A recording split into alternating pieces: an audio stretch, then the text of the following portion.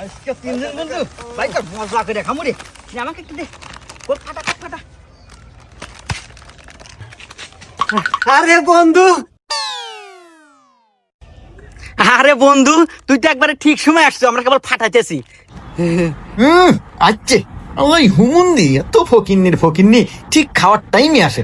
কিভাবে বিদে হরি বুদ্ধি পাসি।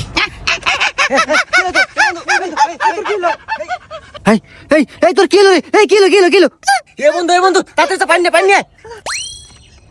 আচ্ছা আমি পানি আনতেছি।